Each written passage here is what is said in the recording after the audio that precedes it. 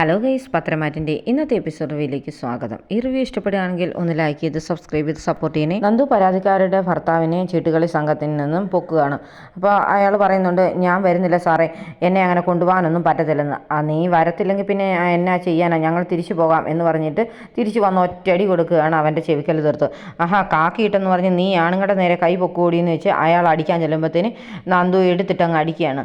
അവിടെ കൂടുതലുള്ള എല്ലാവരെയും തല്ലും. ആദ്യം പോലീസുകാരൊക്കെ നോക്കി നിൽക്കുമെങ്കിലും പിന്നീട് പോലീസുകാരുടെ കയ്യിലോട്ട് ഓരോരുത്തരെ അടിച്ചിട്ട് കൊടുക്കുമ്പോഴത്തേന് അവർ ഓരോരുത്തരെ കൈകാര്യമൊക്കെ ചെയ്യുന്നുണ്ട്. എന്നിട്ട് വണ്ടിക്കകത്തോട്ട് കയറ്റാനായിട്ട് അങ്ങ് കൊണ്ടുപോകും അവനെ. അപ്പോൾ ആ കൂട്ടത്തിലുള്ളവരൊക്കെ പറയുന്നുണ്ട്, എടാ അവൾ പെണ്ണ് തന്നെയാണോ എന്ന്. അത് ശരിയായി, എന്തൊരടിയായിരുന്നു, എനിക്കും സംശയമുണ്ട് അവൾ പെണ്ണ് തന്നെയാണോ എന്ന്. എന്നിട്ട് നന്ദു അയാളെയും കൊണ്ട് നേരെ പോലീസ് സ്റ്റേഷനിൽ വരികയാണ്. അപ്പം പരാതിക്കാരി ഓടി വന്ന് ചോദിക്കുന്നുണ്ട്, അയ്യോ എൻ്റെ പിള്ളേരുടെ അച്ഛനെ തല്ലിയോ എന്ന്. പിന്നെ തല്ലാതിരിക്കാൻ അവനെതിരെ നിങ്ങൾ പരാതി തന്നല്ലേന്ന് ചോദിക്കും. പരാതിയൊക്കെ തന്നു, പക്ഷേ അദ്ദേഹത്തെ തല്ലുമൊന്നും വേണ്ടായിരുന്നു മേഡം എന്ന് പറയുന്നുണ്ട്.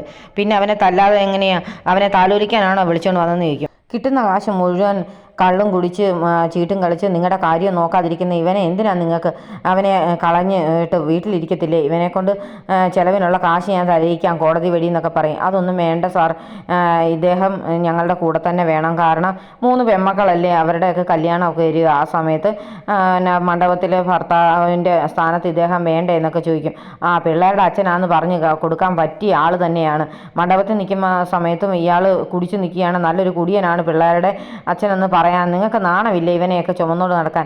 ഇതുകൊണ്ട് ഇങ്ങനെയുള്ള കേസൊന്നും ഇവിടെ കൊണ്ടുവരുമെന്ന് പറയുന്നത് എന്നൊക്കെ പറഞ്ഞിട്ട് പറയും, വിളിച്ചുകൊണ്ട് പോകാൻ പറയും. ഉടനെ അയാൾ കയറി വന്ന് പറയുന്നുണ്ട്, വീണ്ടും കാണാം സാറേന്ന്. ഇപ്പം തന്നെ കാണാടാന്ന് പറഞ്ഞ് ഒറ്റ ഒരെണ്ണം കൂടെ വെച്ച് കൊടുക്കും. അയ്യോ സാറേ തല്ലല്ലേ എന്ന് പറഞ്ഞ ഉടനെ പരാതിക്കാരി ഓടി വന്ന് പിടിക്കുന്നുണ്ട്. ഉടനെ കൊണ്ടുപോകാൻ പറയും നന്ദു.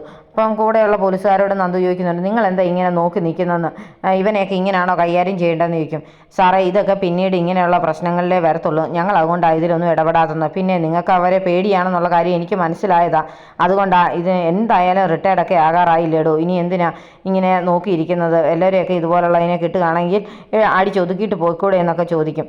അന്നേരം നന്ദു അങ്ങ് കയറിപ്പോയി കഴിയുമ്പോഴത്തേനും പോലീസുകാരൻ പറയുന്നുണ്ട്, പ്രായത്തിൻ്റെ തിളപ്പാണെന്നാണ് തോന്നുന്നത് എന്ന്. അപ്പം കൂടെയുള്ള പോലീസുകാരൻ പറയും, എന്തായാലും സാറിൻ്റെ അടി നല്ല സൂപ്പറായിരുന്നു എന്ന് പറയും.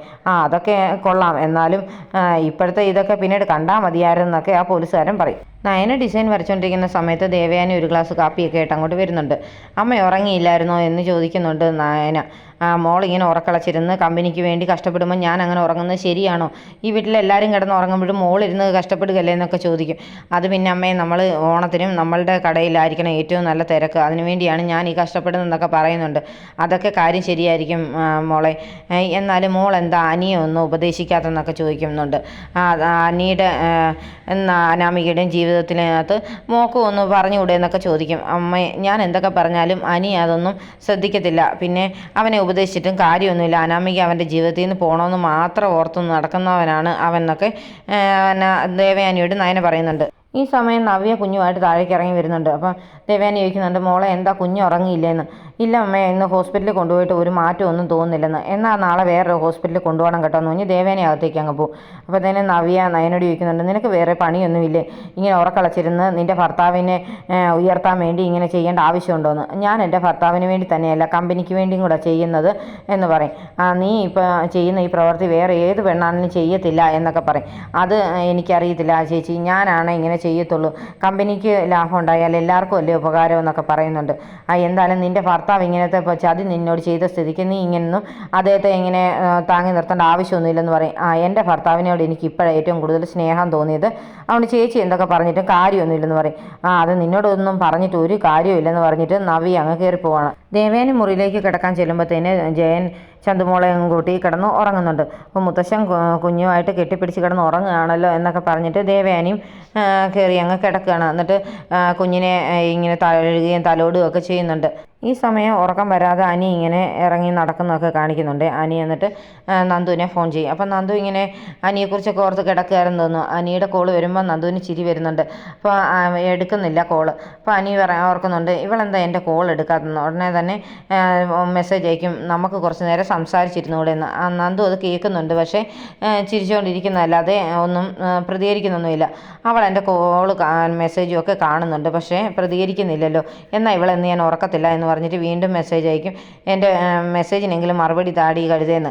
അത് കാണുമ്പോഴത്തേനുടനെ പെട്ടെന്ന് ചിരി വരുന്നുണ്ട് നന്ദുവിന്. അപ്പോൾ പിന്നെ ഇങ്ങനെ അനി വിളിച്ചുകൊണ്ടേ ഇരിക്കുകയാണ് നന്ദുവിനെ. എന്നിട്ട് ഓർക്കുന്നുണ്ട്, നിന്നെ ഇന്ന് ഞാൻ ഉറക്കാൻ വിടത്തില്ലെന്നൊക്കെ. അപ്പം നന്ദു ഇതെല്ലാം കണ്ടുകൊണ്ട് ഇങ്ങനെ കിടക്കുന്നതല്ലാതെ കോൾ എടുക്കുന്നേ ഇല്ല.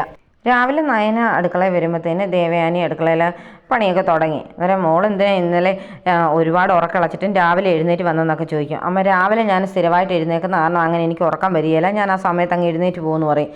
എന്തായാലും മോളൊരു കാര്യം ഓർക്കണം, ഞങ്ങൾ ചന്തുമോളെ ഞങ്ങളുടെ കൂടെ കിടത്തുന്നതിന് ഒരു ഉദ്ദേശം ഉണ്ടെന്ന് പറയും. അതെന്താണെന്ന് ചോദിക്കുന്നുണ്ട് നയന. അന്നെ പറയും, ചന്തുമോൾ കൂടെ ഉള്ളതുകൊണ്ട് നിങ്ങളൊരു കുഞ്ഞിനെക്കുറിച്ച് ചിന്തിക്കുന്നേ ഇല്ലല്ലോ, നിങ്ങൾക്കായിട്ടൊരു കുഞ്ഞ് വേണ്ടേ? എനിക്കാണെങ്കിൽ ആദർശിൻ്റെയും അനിയുടെയും കുഞ്ഞുങ്ങളെ താലോലിക്കാനാണ് താല്പര്യം. അപ്പോൾ അനിയുടെ കാര്യം ഉടനെ ഒന്നും നടക്കുമെന്ന് തോന്നുന്നില്ല. പക്ഷെ നിങ്ങളെങ്കിലും ഉടനെ തന്നെ ഒരു കുഞ്ഞിക്കാല് കാണിക്കണം. ചന്തുമോൾക്ക് ഒരു അനിയനോ അനിയത്തിയോ വേണ്ടേ എന്നൊക്കെ ചോദിക്കും. അത് ഞങ്ങൾ നോക്കാമേ എന്നൊക്കെ പറയും. എന്നാൽ ചായ എടുത്ത് ആദർശിന് കൊണ്ട് കൊടുക്കാൻ പറയും. അപ്പോൾ ചായയായിട്ട് ആദർശിൻ്റെ അടുത്ത് നയന വരുമ്പോഴത്തേന് ആദർശ് നയനയുടെ ഡിസൈനൊക്കെ കണ്ട് സന്തോഷിച്ചിരിക്കുകയാണ്. അപ്പോൾ നയനയൊക്കെ ചേർത്ത് പിടിച്ച് ഉമ്മയൊക്കെ കൊടുക്കുന്നുണ്ടെന്ന് പറയും. എനിക്ക് ഒരുപാട് ഇഷ്ടപ്പെട്ട്, ഈ പ്രാവശ്യത്തെ വിഷു പോലെ തന്നെ ഓണവും നമ്മുടെ കയ്യിൽ തന്നെയായിരിക്കും, അത്രയ്ക്ക് നല്ല ഡിസൈനാണ് നീ വരച്ചിരിക്കുന്നതൊക്കെ പറയും. എന്നാൽ മുത്തശ്ശനെ കൊണ്ട് കാണിക്കണ്ടേ എന്ന ഉടനെ നയന ചോദിക്കുന്നുണ്ട്. മുത്തശ്ശൻ അതും കൊണ്ട് ചെല്ലുമ്പോഴത്തേന് എന്തായാലും അടുത്ത ഓണത്തിന് നമുക്കൊരു കുഞ്ഞ് വേണമെന്നുള്ള ആഗ്രഹമായിരിക്കും ആദ്യം പറയുന്നൊക്കെ പറയുന്നുണ്ട്. അത് ശരിയാണ്, പക്ഷേ നമുക്ക് അതിന് വേറൊരു ട്രീറ്റ്മെൻറ്റിനായിട്ട് പോകുന്നതല്ലേ നല്ലതെന്നൊക്കെ ഉടനെ ആദർശ് പറയും. അത് എനിക്ക് കുഴപ്പമൊന്നുമില്ല ആദർശേട്ടാന്ന് പറയും. നമുക്കൊരുപാട് സന്തോഷങ്ങളൊക്കെ ദൈവം തരുന്നുണ്ടെങ്കിലും എന്തെങ്കിലും ഒരു കുറവ് തരാതിരിക്കില്ലല്ലോ എന്നൊക്കെ പറയുന്നുണ്ട് ആദർശ്. അങ്ങനെയുള്ള കുറവൊന്നും നമുക്കില്ലല്ലോ, നമുക്കിപ്പോൾ താലോലിക്കാനായിട്ട് ഒരു മുത്തിനെ തന്നെ ദൈവം നമുക്ക് തന്നിട്ടില്ലേ എന്നൊക്കെ നയന പറയുന്നിട്ട് അങ്ങോട്ടങ്ങ് പോവുകയാണ്. അപ്പോൾ ആദർശ് ഇങ്ങനെ നയനെ നോക്കി സന്തോഷത്തോടെ ചിരിച്ചുകൊണ്ട് നിൽക്കുന്നത് കാണിച്ചുകൊണ്ടാണ് ഇന്നത്തെ എപ്പിസോഡ് അവസാനിക്കുന്നത്.